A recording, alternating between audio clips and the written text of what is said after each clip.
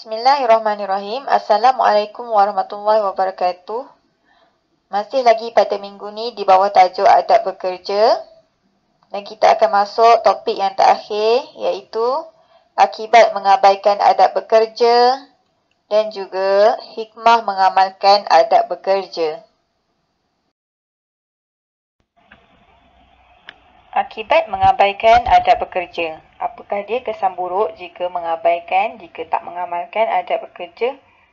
Baik, nombor 1. Mendapat kemurkaan Allah. Contohnya, datang kerja lambat, gaji pun jadi tak berkat dan dimurkai Allah. Yang kedua, perbuatan pasif. Perbuatan pasif ni contohnya malas lah. Buat kerja dengan malas, tak bersungguh-sungguh, buat sambil lewa. Jadi bila dah buat kerja sambil lewa, kerja tu akan jadi tak siap ataupun tak sempurna, tak lengkap. Yang ketiga, timbul amalan rasuah. Rasuah ni maksudnya kita memberi ganjaran untuk sesuatu perbuatan yang menyalahi peraturan. Contohnya, ada pekerja ni, dia datang lambat. Tapi, setiap hari datang lambat, tapi bos ataupun ketua dia tak marah. Sebab apa? Sebab dia bagi ganjaran. Dia bagi duit. Bila dia datang lambat, dia bagi duit dekat bos dia. Bos dia pun tak jadi nak marah. Sebab dapat duit tu. Yang keempat, diberhentikan kerja.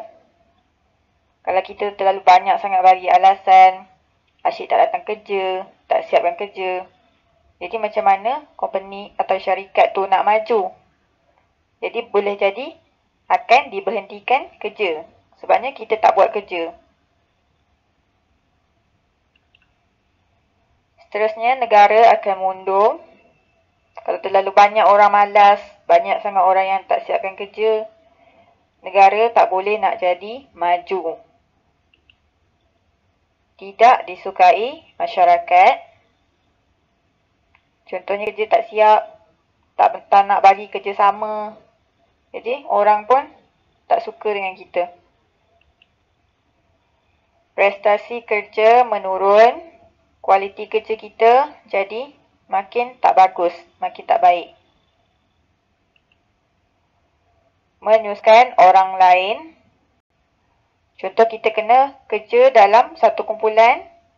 Sepatutnya kita siapkan kerja sama-sama. Tapi kita tak siapkan kerja bahagian kita. Dah jadi susah dekat kumpulan tu.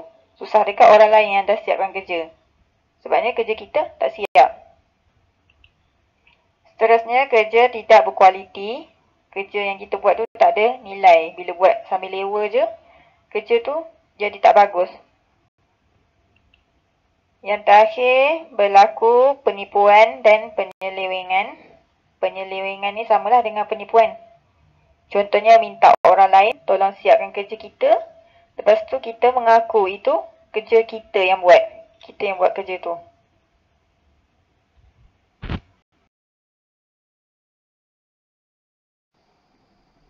Hikmah mengamalkan adab bekerja.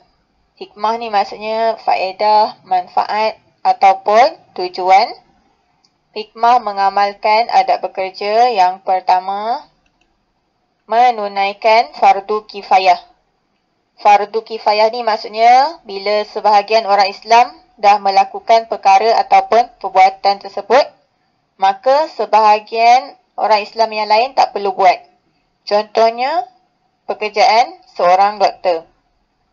Bila sebahagian orang Islam dah menjadi doktor, maka sebahagian orang Islam yang lain tak perlu untuk menjadi doktor. Yang kedua, ekonomi negara terus berkembang. Bila semua pekerja buat kerja dengan baik, ekonomi negara akan naik, akan menjadi lebih maju. Yang ketiga, dapat melahirkan pekerja yang mahir dan terlatih. Mahir ni maksudnya pandai lah. Pandai, berilmu, cekap buat kerja dan terlatih. Dia boleh buat kerja dengan baik. Menjadi contoh dan rujukan. Bila negara berkembang maju, dia akan menjadi contoh pada negara-negara luar. Seterusnya, kuat dan cekal menghadapi cabaran. Bila ada masalah-masalah yang berlaku, dia boleh hadapi dengan baik. Dia boleh selesaikan masalah tu dengan bijak. Disayangi oleh semua orang. Bila kita mengamalkan akhlak mulia, semua orang akan suka. Seterusnya, prestasi dan kualiti kerja akan meningkat. Kerja kita akan jadi lebih baik dan berkualiti.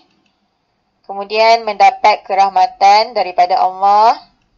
Dan yang terakhir, dimurahkan rezeki. Bila kita mengamalkan adab bekerja, insya-Allah gaji kita akan jadi berkat dan dimurahkan rezeki. Allah akan melipat gandakan rezeki kita. Semoga semua anak murid Ustazah nanti akan menjadi pekerja yang cemerlang dan mengamalkan adab-adab bekerja. Sekian, Assalamualaikum warahmatullahi wabarakatuh.